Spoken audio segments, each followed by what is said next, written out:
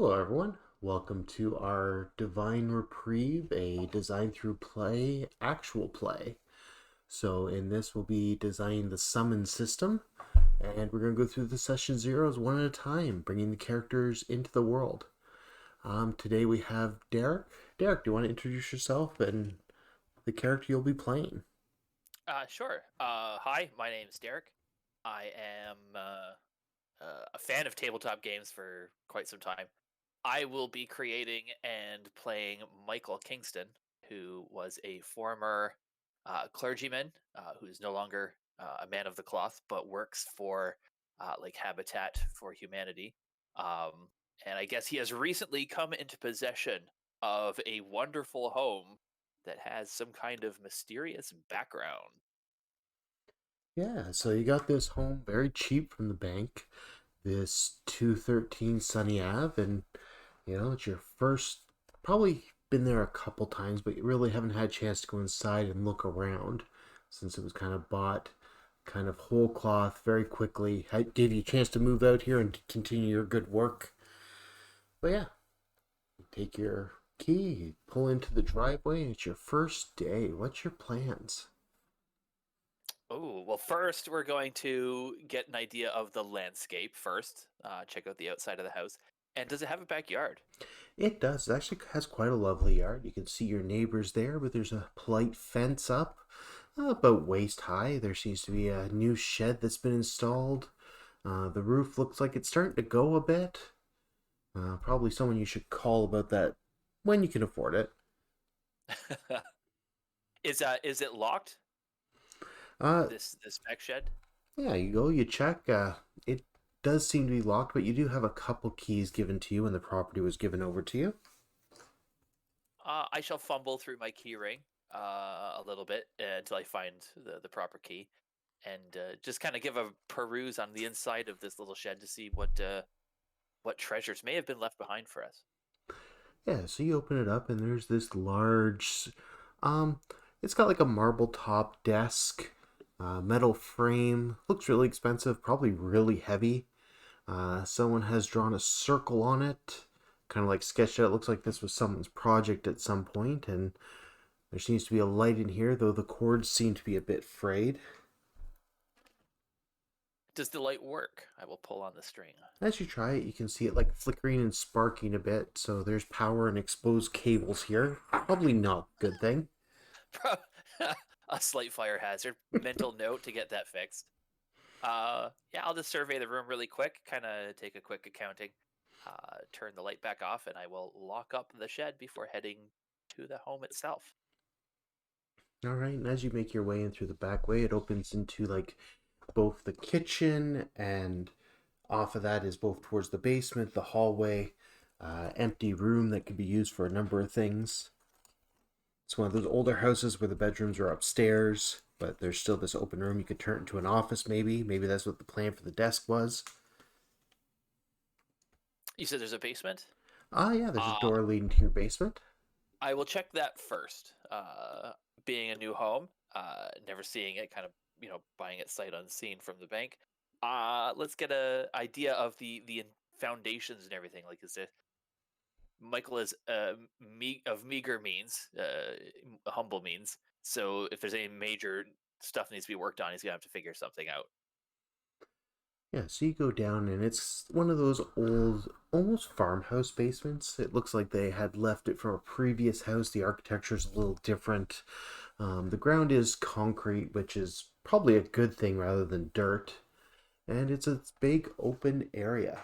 In fact, the far corner seems to be that someone was kind of breaking up the cement floor, and kind of opposite of where you come down, not where the hole is, but otherwise you can see the fuse box, not fuse box, the breaker box there. So it's been renovated enough to have a breaker box. Okay. It has. It looks like someone was getting ready to work on the wiring. They just didn't get to the rest Okay. of it. It looks like they were planning. There was plans. It just never came to fruition yet.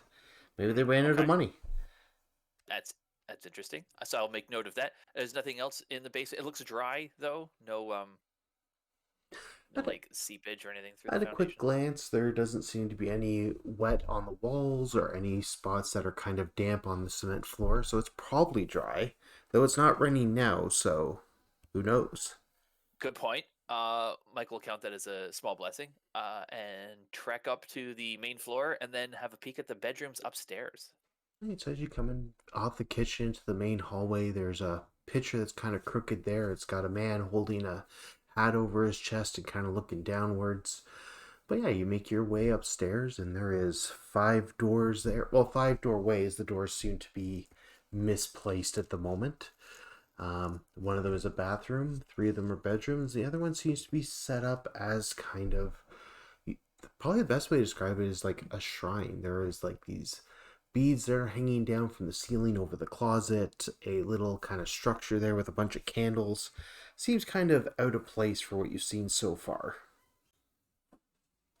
Based off Michael's his past, he will just kind of very delicately kind of dismantle this and throw the candles and things in the refuse. Yeah.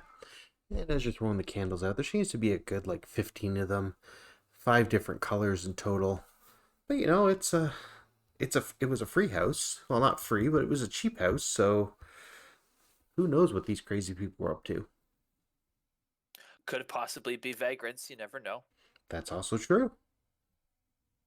So if the house looks, more or less sound to start anyway, um, Michael, working with Habitat with Humanity, he knows about housing and some building stuff. He'll start kind of like just mentally laying out some plans on what needs to be done first, to make it more, I guess, comfortable for him. Um, but yeah, he'll kind of keep wandering around the property, just kind of like deciding, what he's going to do with each room, um, Yeah. to see how everything is. So all in all, on the first floor, you got that empty room that you could use as an office, the kitchen, the living room, the hallway that connects everything. The upstairs almost seems bigger than downstairs, though on the outside they're the same size with the four bedrooms, this kind of small room that was converted into a shrine and a bathroom. Um, the basement looks like someone was trying to do some upgrades, but either they ran out of money or got to a point they didn't know what to do. All the light seemed to be working for the most part, other than that shed. Fair enough. All right. So I guess Michael will probably have to contact the moving company that has his stuff, because it's not furnished. I'm assuming the house is empty. No, it's pretty empty. Yeah. So he will contact probably like U-Haul or pick your flavor of moving company Yeah. to bring his meager means to this lovely new home. All right, and as you're on the phone downstairs in the kitchen, it's the only one that's hooked up at the moment. You'll always be able to add your own later.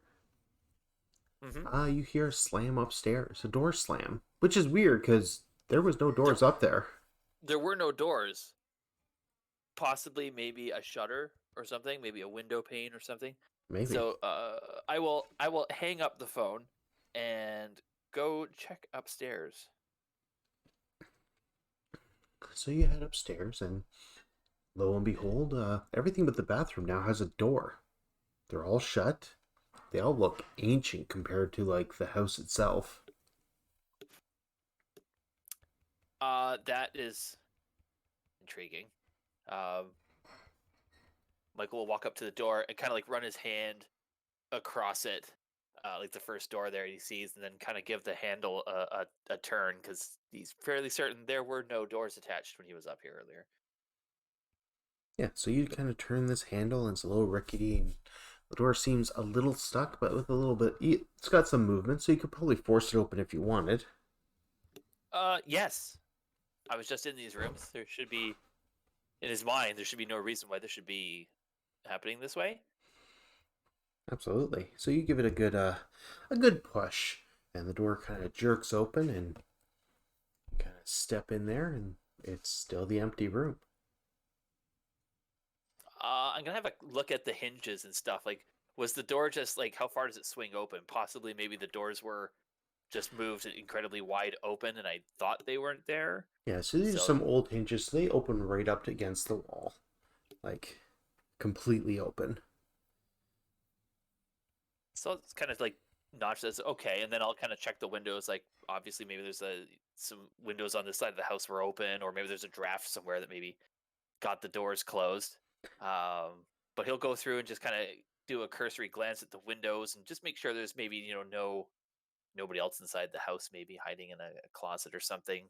If there's candles and things, maybe local kids were using it as some kind of a hut or something. This is what Michael's thinking. So he'll give it a cursory look again. Yeah, just giving a good quick look at the door window frames. They're all shut tight. All the closets have lights in them, and as you turn them on, they're working good. But much like the um, shed, it looks like someone has pulled down some of the electrical to make the lights hang a little bit, and there is some exposed wires. It's probably not the safest, but you know, house was cheap. Must have been a reason. Miss Mike will see this and then he'll like, kind of sigh and huff and he'll go downstairs and to verge on safety. He's gonna check the breaker box and maybe turn the power off upstairs until he can have those wires fixed, and he'll stay down on the main floor. And you look in this breaker box, and the inside of the kind of door here is there is no escape. It's kind of written in like that kind of red, creepy uh, horror movie vibe thing. Which, everyone's seen horror movies. It's probably just a prank. It's written on like the wall of the room I'm in. The inside of the breaker box door. Of the breaker box door. Okay. Um, that is a little unnerving. Um, Michael has to kind of step back and second. Like kind of gives him a moment of pause.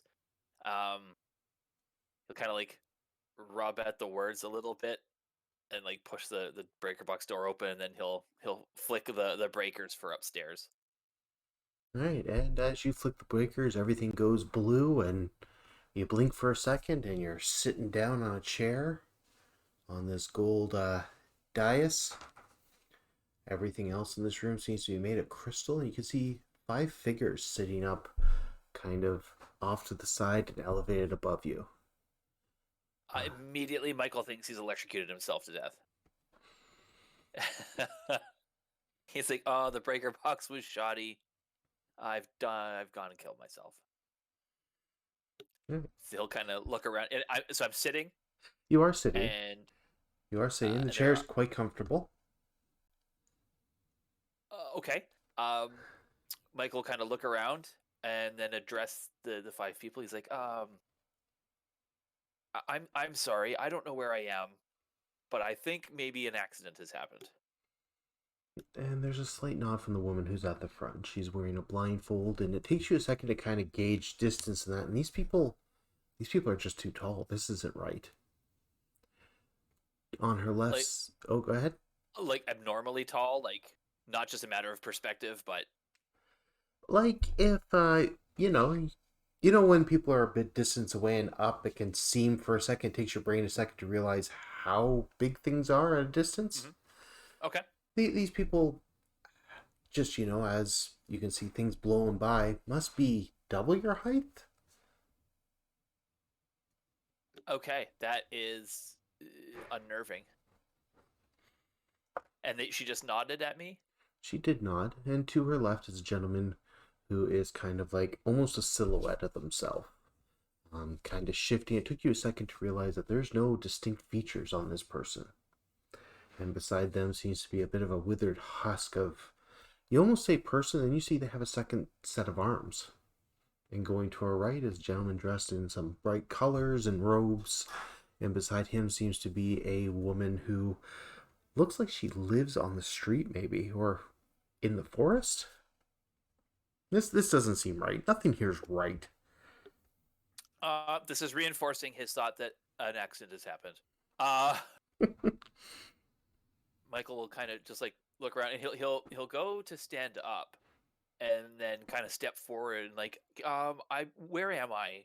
Um, I am very confused, and I just, what's happened to me? And the woman in front is the first one to speak. Well, we have interrupted your reincarnation. I'm sorry. when a soul dies, they go to an afterlife, and after some time, they can usually come back through reincarnation. Okay, now see, some of that I agree with, as I am a man of faith, but this reincarnation thing, I'm not too sure on. Um, and what do you mean you stopped it? Well, we are in need of people with talent and potential to help save another world that is under our responsibility. Two things. Am I dead, or dreaming? And second, are you gods? Is We, this really gonna mess things up for me? well, yes, you have passed on, though we have changed natural of order things. We are gods, but not in the same way your world believes in gods. Are you say my world? That's Yes. implying that there are others? Oh, quite a few, actually. Um, Okay. we're That doesn't shake me to the core as much as you think it would, but okay. good. Good. That's a good sign. Um, of course, we would like to ask you for your help, as we can't directly interfere with the world, but we can send those from other worlds to do so on our behalf. The world Michael, we does look over is in turmoil. They have suffered a great deal recently, and we wish to send those who can help them. okay. Sorry, I'm just wrapping my head around this a little bit. Of course, Um, take your time. so is you say those of like my world? You're not gods like that. Are gods real? I believe it would be against your world's policy and faith to give you that answer, wouldn't it? That's very diplomatic of you. I appreciate that answer. Um, it doesn't shatter me. What? So you're saying there's another world that is having concerns, and you are not allowed to intervene, but you are allowed to pull people into that world. But Yes. I've died. You've said. Well, you died in your world. We've taken what makes you you and brought you here to offer you an opportunity to help us. We would give you the tools you need to succeed, or we can return you to your world and you can continue your cycle. You'll skip your afterlife process, unfortunately, this time, but you've been a good soul, so things should be alright, depending on how your world handles reincarnation. Uh, yeah. Well, I honestly couldn't answer that one. As I don't think I've been here in this situation before. Um, not that I remember. Uh, so now I'm not opposed to helping people, but you have to admit this seems a little far fetched. Like, am I dreaming? Is there asbestos in the walls of this new house I bought? Am I like what's? I don't know. I can go along for the ride for so long, but yeah, I'm just this is a little tough to swallow. And she turns her head to the person dressed fancy, and he kind of gives a stand. Maybe I can help persuade you on that, if you would so allow me to. Of course. Excellent, so I have your permission then. Um, yeah, to explain things to me, sure, of course, yeah. Excellent. And he walks down, and as he gets to you, he is. You were right, these people are like twice the height of you. And in a moment, he shrinks down and he places his fingers on your forehead, and or Michael goes on a trip across the cosmos, seeing multiple realities and worlds in seconds, and kind of slams back here, and the pain in your head is excruciating. And I probably promptly like throw up a little bit, like maybe not like a lot, but there's definitely some dry heaving in terms of that experience. He gives a nod, and do you believe that you are not dreaming now? Michael will be like very pale, like clammy sweat. Like, uh, what did you do to me? That can't be real, is it? Well, Who are it's. you people? I'm pretty sure the leader of our pantheon explained it rather well that we're gods. Okay. And Michael will like wipe off his mouth a little bit with the back of his hand. He's like, so you need help. Um, okay. I know better than to irritate being stronger than me. So that's let's just say I agree. What are these next steps? Most excellent. And he kind of gives almost a dismissive gesture to the others, and they begin to fade away. I am the Lord of Arcane Magic and Construction. That is the domains I command as a god, as it were. Hmm. I will reincarnate you in this world with some gifts based on my own powers, and I would hope that you would fight back the corruption and save the civilized species before they go extinct. Uh, oh yeah, yes. If I can help, I will do so. Does is will I ever go back to where I came from? And he pauses. There is ways, though none I can reveal to you at this time. Oh, okay, that's fair. All right. I will back burner that one for now. So, what then is our next step? You're the god of the arcane and construction. Mm-hmm. That's an interesting pairing. However, I did I guess do or I did do some building. Well, for Habitat for Humanity. So I guess construction is I guess you're my guy then. What do we do? Well, first I can give you one divine gift. Something within my domain that you and you alone will carry to this new world and be able to invoke. Okay. You just have to simply tell me what you wish to be able to do. And if it's within my power, I will grant it to you. Um, if if you're the god of magic and construction, perhaps it would be interesting if I could materialize objects out of thin air. He gives a nod. Michael kind of does a ta-da gesture. That is certainly within my purview. And mechanically speaking, you will see that as your gift.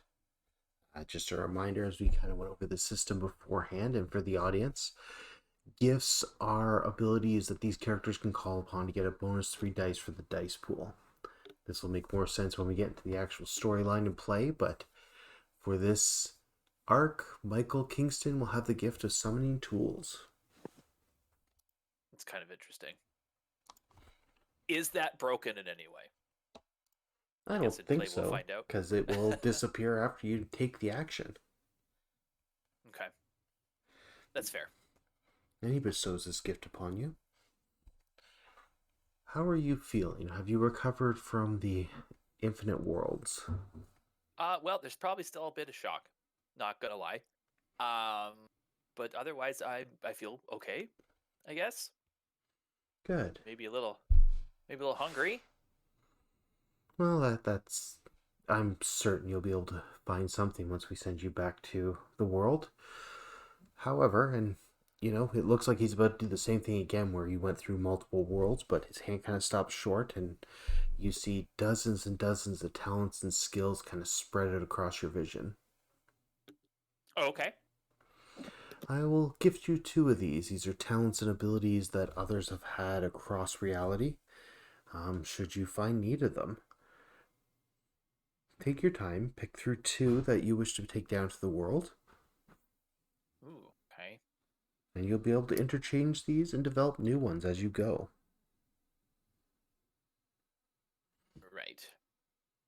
Now, out of game, are these the embeds? These are the embeds, so these are either skills connected to your virtues or talents to build or do specific things. This is a Uh, little free form compared to usual, but we're designing as we go, so so it could be attached to a virtue, right? yeah. Well, if it's a skill based embed, it'll be attached to a virtue. If it's something like building something or constructing something permanent, it would be a talent embed. Or anything in between. If there's a special ability you want that is fairly specific, we can work it out. Okay. So Michael's thinking, he has the ability to summon some tools and he's going to help people. So he thinks maybe something that may be able to, tools can help build the structural things. Maybe he needs something to assist with mending the flesh if people are sick. So maybe, um, All right, and as he concentrates, three different skills kind of pop up. One is a medical skill for bandaging people, one is for creating tonics to help people recover quicker, and one is magic that will burn through his focus to recover wounds instantly. ooh. Let's go with that last one. That sounds interesting. Michael would be interested in, to him, it's maybe, the power of the gods. Right, and this white light kind of flows through him, and you see on your wrist some kind of bracelet appear, and this little sigil, which you've never seen before, but you know in your hearts this is a spell. Okay. And I use that to use the ability. Yeah, that is Okay. the ability. So in Okay. game, this is something you could trade away. This is something you can use, but this will burn focus to use, so it won't be Okay. usable over and over again. Okay. And you'll get two of these. So you have this, and is there something else that Michael can think of? Um, let's do.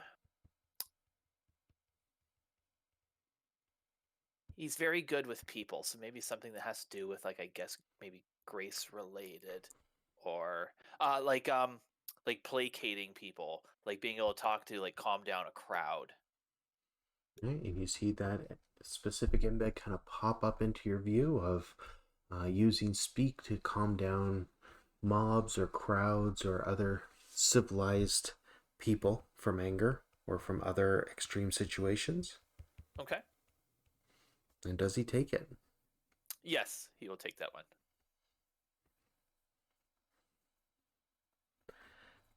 And with that, the giant web of abilities kind of vanishes.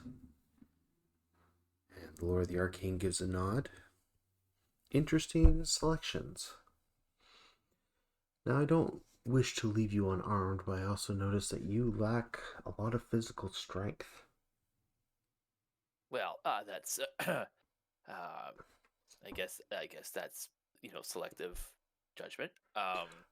My apologies, it wasn't meant to be offensive. I'm supposed to give you a weapon or tool to go down to the world with, and most the weapons provided by the others of the Pantheon are not suited to you. But I also know that your world does not believe in magic. Well, see, if you're spiritual, we kind of call them miracles, um, which is, I guess, a form of magic. I guess magic is in the everyday, but um, we kind of more attribute anything like that to divine providence as opposed to, trickster magic. Yes, yes, but it is that faith that can be channeled to protect others. I wish to give you a tool based on that, but I don't wish to insult whatever beliefs you once had. I am very much questioning the structure on which our belief system is built at this point. Um, I have a lot of soul searching to do, so I guess whatever is going to help me not perish down there and help people, I can probably work around. And he gives a nod, and with a gesture, you see dozens of weapons begin to flip up out of the floor. And as they kind of come up and sink down, other equipment flips and flips, and eventually stops on a simple bookshelf, which he kind of summons forth. You see on a number of rings and tomes and such, and he is looking through, and he pulls out what seems to be some kind of necklace. This will channel your faith. You'll be able to use it I don't want to say as a weapon, but as a tool. Okay. He'll take the necklace and look at it like, how does it work? Well, if you put it on and draw on your faith the best you can,